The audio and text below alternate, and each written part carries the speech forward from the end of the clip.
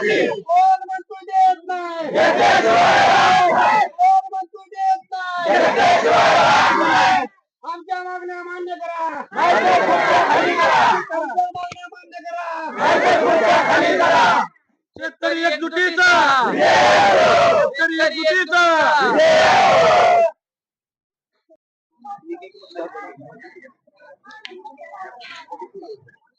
थोडं जवळ ये ना. इथं जमलेले सर्व हिंगणगाव, तरडगाव, कांदळगाव मधील संपादित असे झालेले सर्व शेतकरी आज ह्या सरकारने शेतकऱ्यांची वहिवाट असलेली जमीन, पूर्वजे आई वडिलाची आजोबाची असलेली वहिवाटी जमीन ह्या धरणासाठी संपादित केलेली कवडीमोलच्या किमतीने ही जमीन आहे ना, त्यावेळेस ह्या आमच्या पूर्वजांनी मोठ्या मनाने दिलेली होती.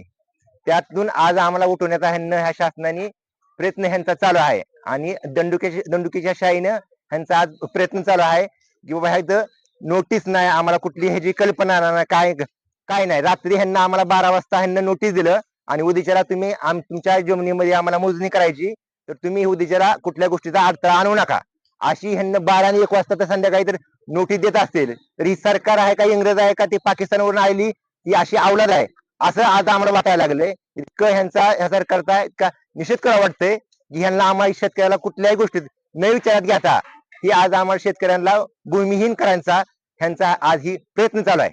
पण ही आम्ही शेतकरी आज आमची ही पूर्वजित म्हणजे बाबा ह्याच्यावर आमची रोजीरोटीचा विषय आहे, ही आज आमच्याकडून तर काढून घेतली तर आज उपासमारीची आमच्या वेळ येणार आहे.